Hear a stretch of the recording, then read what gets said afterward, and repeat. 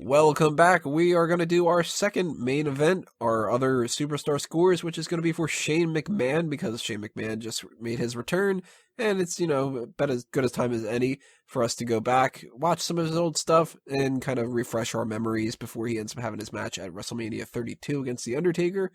And same operating procedure as last time. Ring skills, mic skills, appearance, behavior, and crowd reaction are the 5 umbrella categories. And then after that, you break it down into 2 different sections underneath that. 0 to 10, 100 is the goal that you're trying to get to. So let's get right into it with the ring skills. Those are athleticism and psychology. I don't need to break down a lot of these because we already did that before. Go back and check out the Buff Bagwell one if you want to hear more intricate explanations of what these are. Let's just get right into it, though. 7 for both I gave them. I kind of wasn't expecting to give him as high of a score, but I watched it back a couple different matches that he had, and I was just like, you know what? Especially with athleticism, this dude was able to pull off a lot more than I thought he should be able to. Yeah, he caught me off guard with the shooting star press. That is specifically, yeah. King of the Ring 2001, watching that and then seeing the coast to coast that he did all the time, that dude should have been just a generic, brawler type of guy or something like that, if anything. I mean, he didn't have to get into the ring to begin with. And he was doing shit that people that were full-on wrestlers couldn't do, so... Fuck Buzz Lightyear. Shane knows what falling with style is. This, yeah, I got him there. Psychology, Don't you I think dare I could... speak bad about the name of Buzz Lightyear again. Yeah, I'm sorry. That was bad.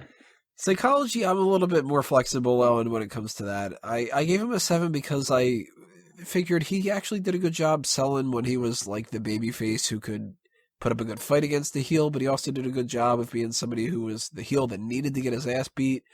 So I don't really know. I mean, I watched about 5 or so of his matches, the same with Buff Bagwell, to kind of refresh my memories, and maybe I watched ones that he was particularly good at. So I don't know. What do you guys think about this? Wago, what do you got for ring skills? So I gave Shane a 7 in both, and it was a lot higher than I expected. Now I understand that in several of those matches he was carried, but it takes 2 to tango. And in fairness, Shane can sell his fucking ass off. The glazed look, nobody does it better than Shane. Maybe Shawn Michaels, but it's kind of unfair. But you mentioned it all with the coast to coast, the shooting star presses. 7 in both easily. Drew? It was weird. I was thinking going into this that he wouldn't be able to do as much since I haven't actually seen a Shane McMahon match in quite some time, but like you guys looking back on it, he was able to do a lot more than what I remembered him doing. And, when Vince got into the ring the first time, he surprised a lot of people, and, maybe we should expect that with Shane as well, but Shane surprised me looking back on it as well. Guy's crazy as shit, so I'll give him credit where credit is due, and I'll give him a 7 for athleticism because, yeah, he wore really baggy stuff, but dude, that guy was able to do a few things that, I couldn't do, and shit, Buff Bagwell couldn't do it, so I gave him a 7 for athleticism, and for psychology, maybe he was a one-trick pony when it comes to doing just extreme hardcore style. If you take him outside of that, he wasn't really able to do too much. But just in that alone, he was able to do a lot of stuff. So, again, same as you and Wago, I'm going to give a 7 for that as well. I'm loving those memes that are going around now, by the way, of that big WrestleMania sign. And I'm going to jump off that. Yeah, I'm going to jump off that. That's so good. You know that they probably were like, I wonder if we could do something like that. Which, don't do it.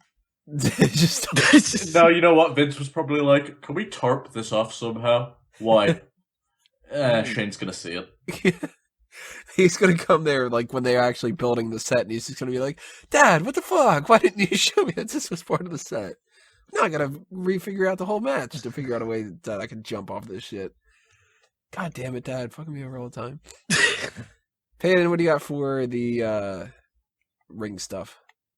It's a shame Shane McMahon didn't do this at WrestleMania 29, so he could have jumped off that set, because that would have been cool. But the Statue of Liberty? Well, I was thinking more of the bridge. You can climb up to the top of the bridge and jump off that. That would have been badass. Why didn't anybody do that? God damn, WrestleMania 29 sucked. Why don't we take it even a step further? Why doesn't Shane McMahon jump off the real Statue of Liberty? Oh, hell yeah.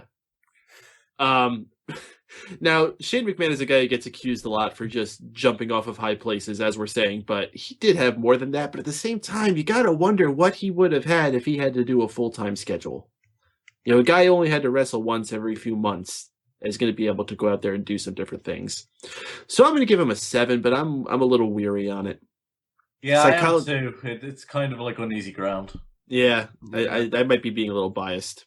I think if we did this before his comeback, I might have ended up giving him a 6, but I'm going to give him a 7.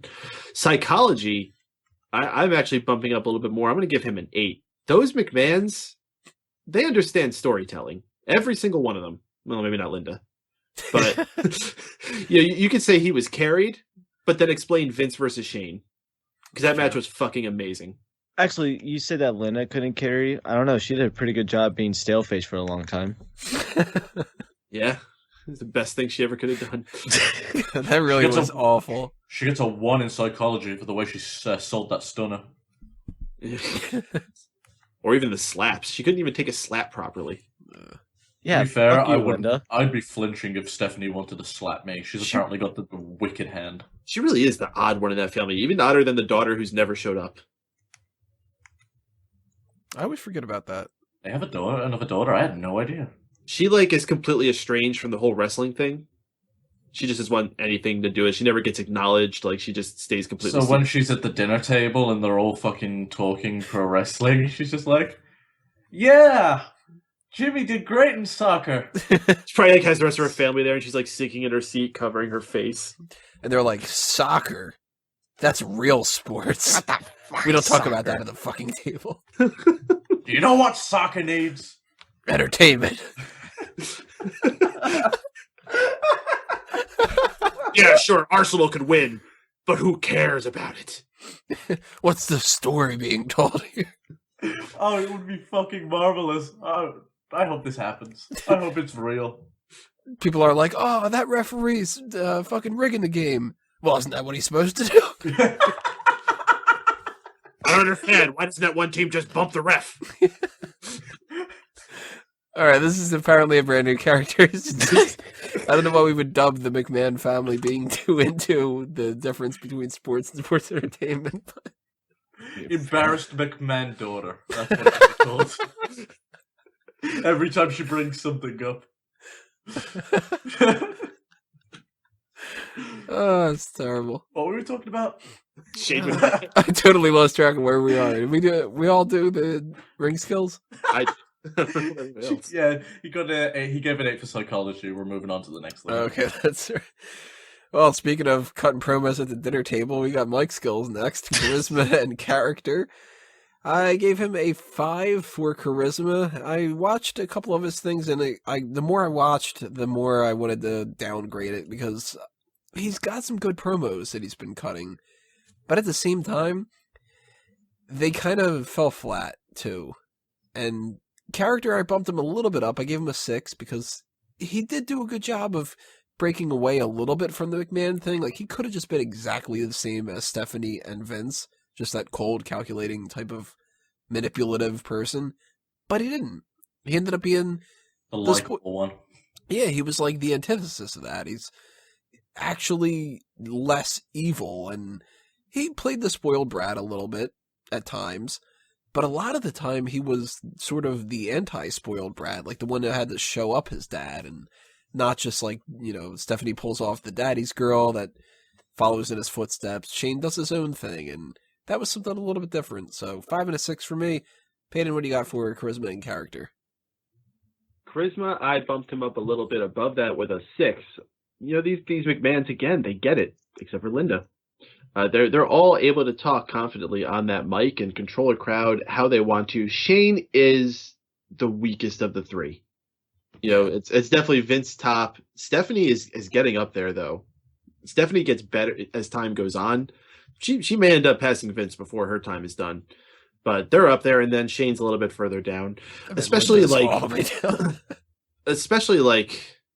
I look back on that night when he bought WCW, and his delivery was really bad that night. Mm-hmm. That was one of the ones I watched where I was just kind of like, ugh. Yeah, there was just no passion in what he had going on there. The name on the contract does say McMahon. Like, just completely blasé on it. He could have been so much more passionate with that. Although, who knows? Like, that whole thing, I think, came together so fast. They were kind of flying by the seat of their pants that night. So, who knows?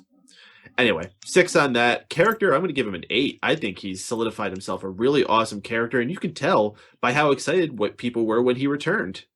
That was someone they loved. That was a character that they got into and were invested and knew big things were going to be happening because this guy was coming to town. You know, any McMahon should seem like somebody important, except for Linda. You know what? That actually brings up a point I wanted to bring up when Shane first made his entrance. We were talking about how big of a pop he got. For the longest time, I thought Shane was like the only big pop left. What do you guys think about like who's left to get a huge pop like that anymore? I mean, The anytime Austin comes out, anytime The Rock comes out. I mean, like outside of Austin, The Rock, Shawn Michaels, you know, like is there anybody that's like they haven't been coming? You around mean for kind this of long? out of the circle? Yeah. I hold on. I bet the next time they have a Cancer Appreciation month and Bret Hart shows up, he'll get a pretty good pop. I kind of count him in there too because he shows up every once in a while. Yeah, Mm. Brett. I mean, if they're in Montreal, yeah, he'll get a monster reaction. But anywhere else, it's Yeah, good point. same as anyone else, really. I mean, Mm. Hogan's stock has dropped. Flair is so overexposed by now. No one gives a shit whenever he comes out. They'll woo a bit, but You know, maybe Bischoff. CM Punk yeah, That's true. CM Punk Punk, would be there. yeah. and Daniel Bryan if they decide they don't care if he gets crippled. I bet May- with Bish- Maybe Jeff Hardy. Hmm. Maybe Jeff Hardy.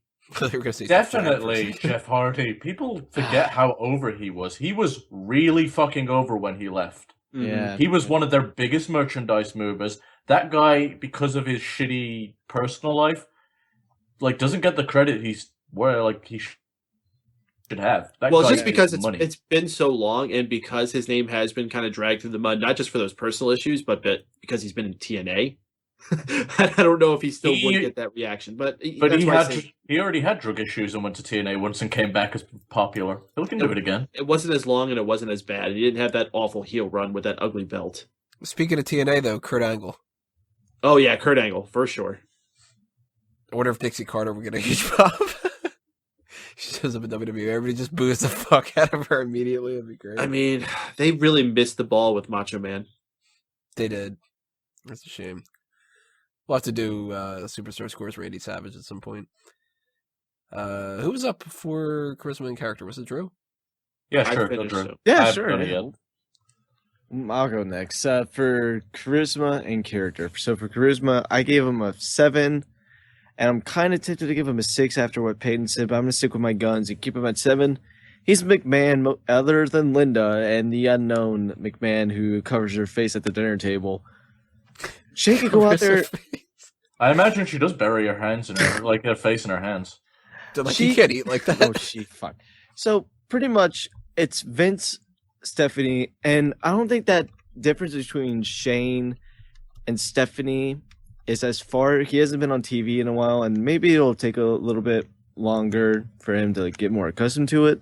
Depends on how often he's going to be around, but he brought up the point that back then it was very stale face, and he said it like this, and pretty much most of the time, but still. He knew what he had to do when he went out there to cut his promos, so I'm going to give him a 7. He's not the best, he's not the worst. And for character, I gave him a 10. He's a McMahon.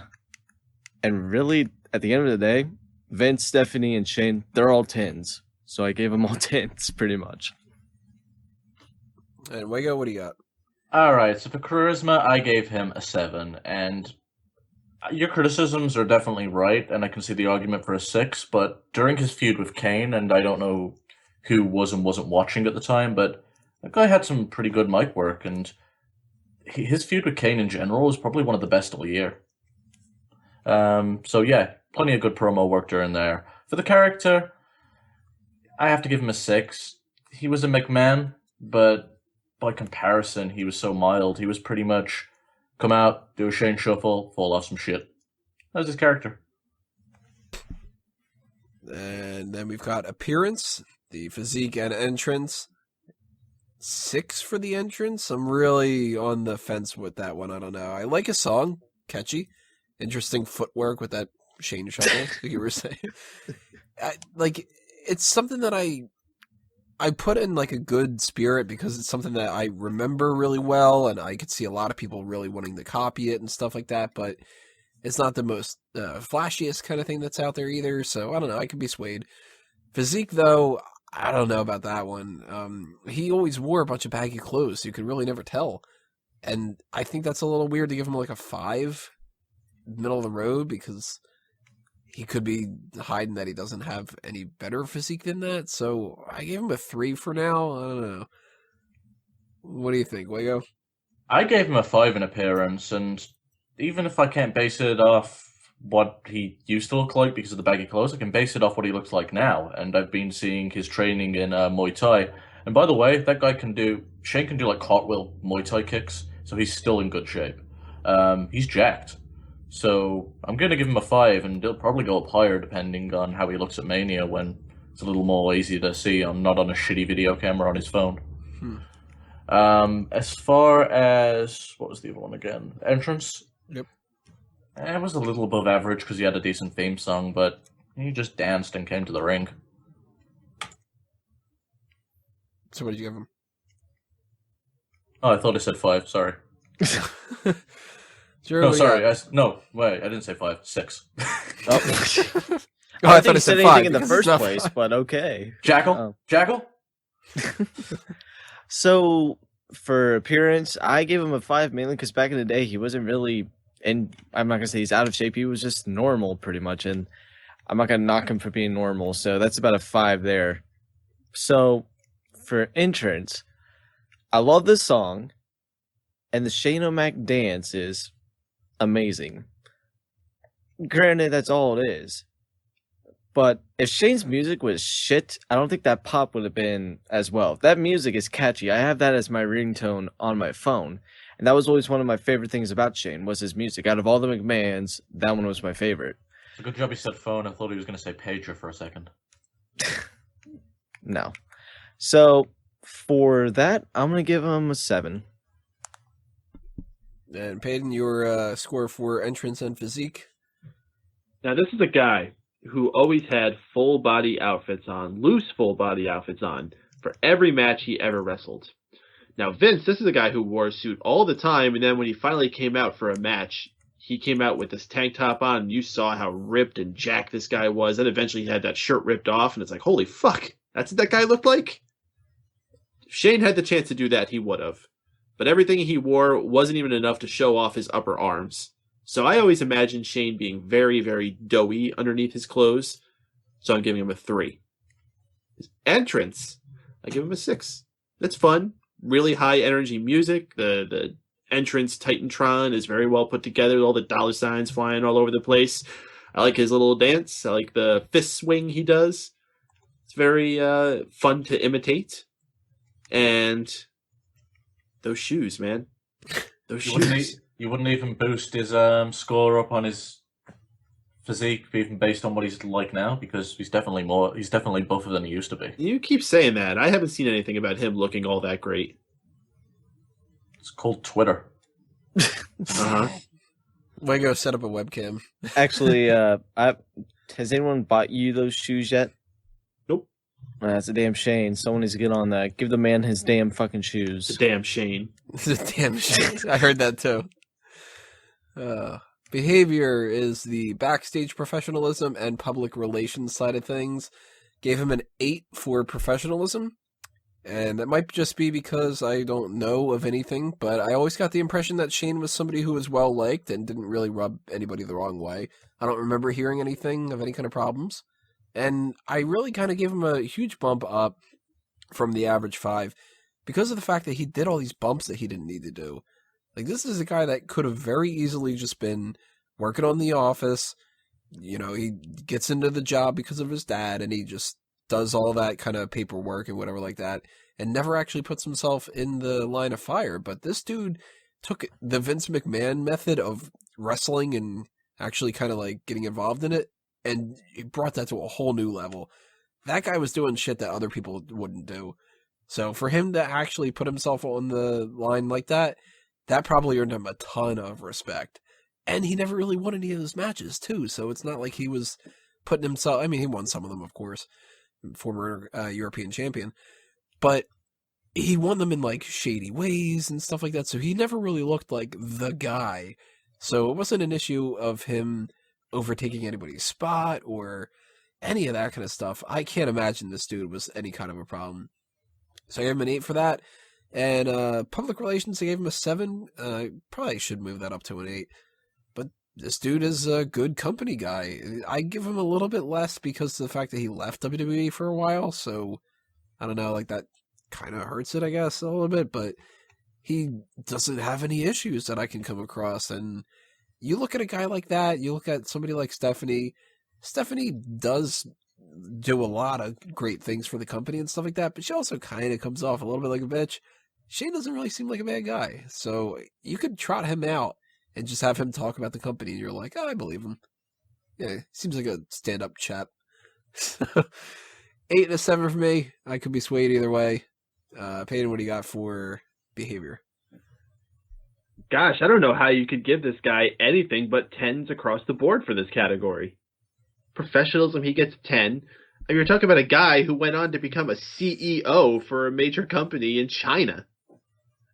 This is a guy who knows every bit of the workings of the business now. He knows how to run the corporate. He knows how to go into a creative meeting. He knows how to talk to the boys. He knows how to interact with the boys. He knows how to work into a ring. He probably knows how to sell fucking hot dogs, too.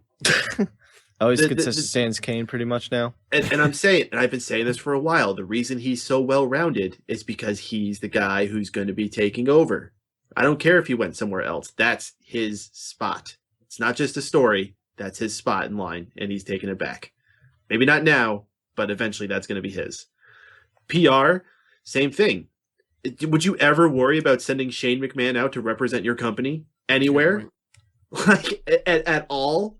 So there's no worries. I don't know. He pushed Vince in the pool once. Okay, sure. And one other thing I want to give in his favor about professionalism is this is the guy who, before he left, he's the one who worked out the whole deal to, 1, get Big Show back, and 2, get Floyd Mayweather in to make that money match that they had. One of the biggest coups they managed to pull together at that point. Stop Big Show from killing Floyd Mayweather. Yeah, true that. He had to go to like Paul Heyman calming down the beast mode. Beast mode.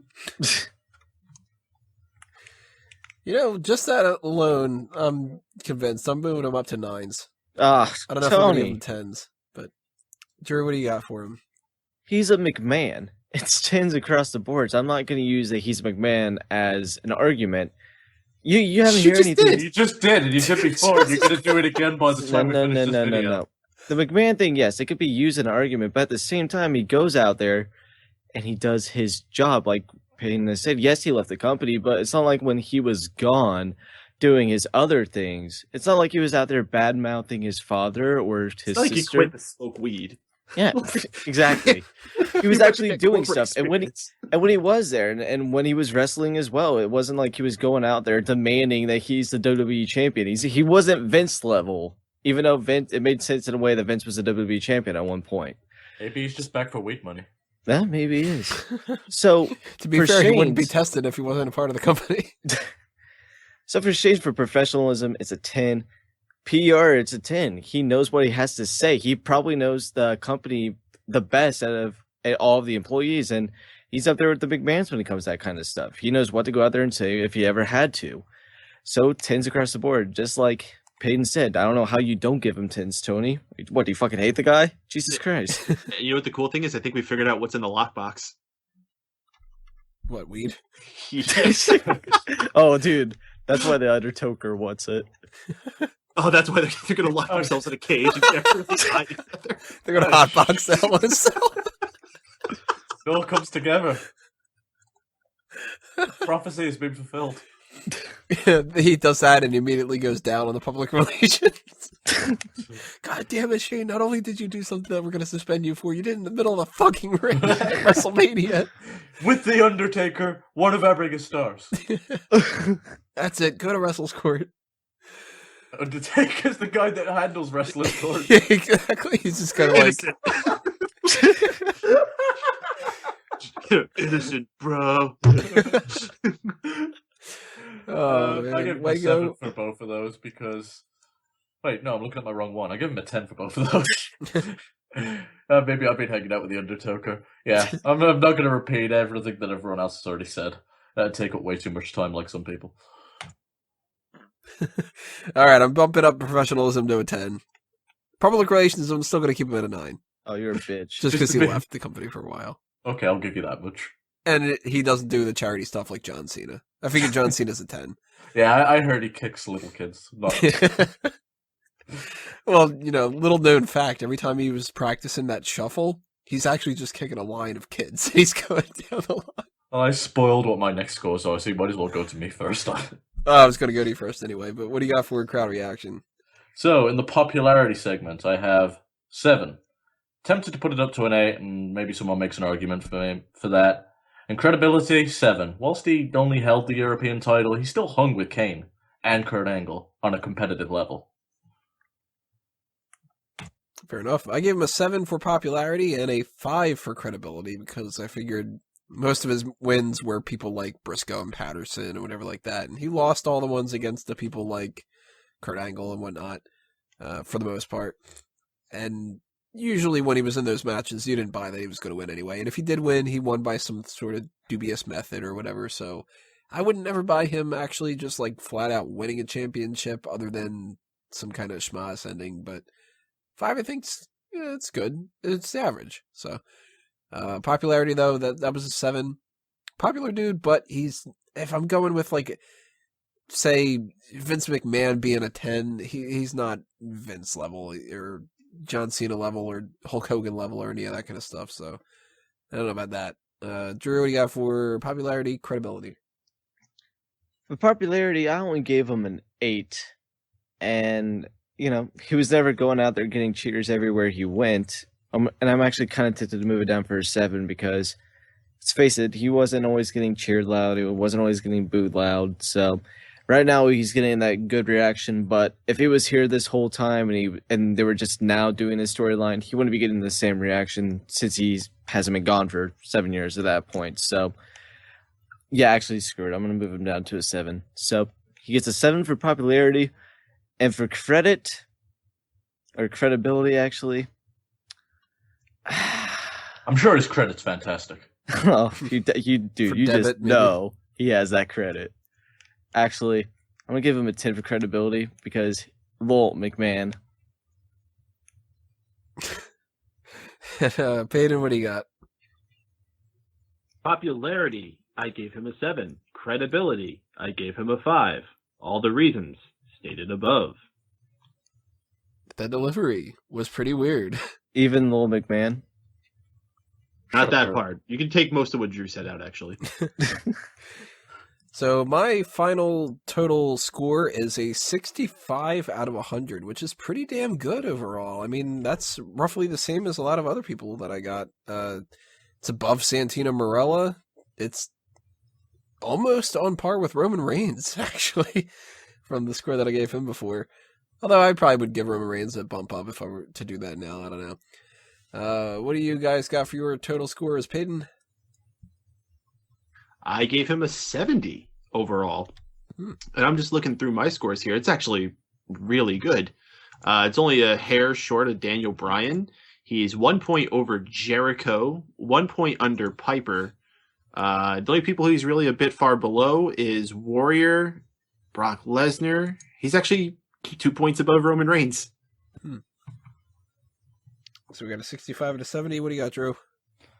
I'm double checking because it said 80, and I actually don't think it was 80, so just give me a sec. Oh no, I might just end up flipping it to the opposite anyway. I'm going to you give him want- a 0.8. Do you want me to go what he's adding? No, I got it. So for Shane McMahon, I gave him way too many 10s apparently, and he gets an 81. Jesus Christ. Well, there's no, like, you gave him too many or whatever. Like, you only have an unlimited amount of 10s that you can give out or anything. If you think he's a 10 for everything, go ahead. Oh, dude, I give him 100. Fuck. Way go, your score? I ended up giving him a 71, and I know that's above Steve Blackman and Roman Reigns for me. I don't know what I gave them, but I know it was above that. So a 65, a 70, an 81, and a 71. That balances out to a 71.75, which is pretty damn good. I gotta say. So, tell us what you guys gave those scores for Shane McMahon. Go back and tell us about the Buff Bagwell ones as well. And make sure you hit that thumbs up and all the other kind of stuff that goes along with that. Now, Tony, before you finish this, I have a tradition. We've gotten Buff Bagwell out of the way. But if you think me rallying for ridiculous superstar scores is finished, oh boy, is it not. Although, this next one, I don't think it's completely absurd. As a matter of fact, I think it's so good, I would be shocked if it's not the next one you want to do. It's a Shockmaster. Superstar scores The Big Show. I would totally be up for I'd that. totally be up for the Big Show. That- I think that was that's so Deserves wacky. it. We've been he'd growing score fond high. of Big Shows lately, yeah. So I would really love to actually sit down and analyze The Big Show. I was expecting something actually kind of weird. Ahmed Johnson. Well, after we get Big Show out of the way, I think Big Show deserves this. So I'm going to start rallying for Big Show. Well, we've had a couple different suggestions over a little bit of time here. Peter Piccinini threw out the idea of Zack Ryder. Yeah, that's No. disgusting. No, that's it. I'll actually boycott the show that we do that on. Chris Benoit's been brought up. Yeah, I'm good with that. Yeah, That is a very touchy one, I but think at the that's same unnecessary. at the No, same come time- on. It's like the people want that, and you know people are going to listen. I think that one would be really interesting because clearly that would be the first time we would ever give a 0 for anything. So that would Here's be the like thing. historic. You kinda spoiled that. Do you score him? Do you have to score him one before the death and one after the death? No, you keep everything together. You give him a 0 for that backstage professionalism and the PR and all that. Because Technically, that wasn't backstage. That was Yeah, at that is his true. house. although That'd be PR. backstage professionalism, when it comes into play, the idea that he didn't show up for the pay-per-view. Oh man, now Yeah, I would have because docked him. I'd have to busy dock him killing 1 people. point just because he didn't show up to a pay per view. Jesus, Tony, I'm so He doesn't have sorry. his mom call. See, we're having a lot of discussion already. He texts Trovo instead. So we're just doing it. Go ahead, do it right now, right? Fuck, I'm down. I'd so, still bet he score higher than Sean. so we got a lot of the suggestions. If you guys have any, throw them in the comments below. We'll try to figure out another time to do one of these down the road. We got plenty of stuff that we're going to be doing over the next couple of weeks, so it's not going to be for a while. And of course, if anything does happen that's anything weird, like what happened with Roddy Piper and Daniel Bryan, whatever, we'll try to bring them into the fold. But, if there is like anything that really stands out as something that we can kind of make the next go-to thing like the Buff Bagwell was, keep that in mind. So, drop those comments. We have one more thing we have to do for this episode. That's the Fantasy League coming up in part 6. Stay tuned, and that'll be coming up next.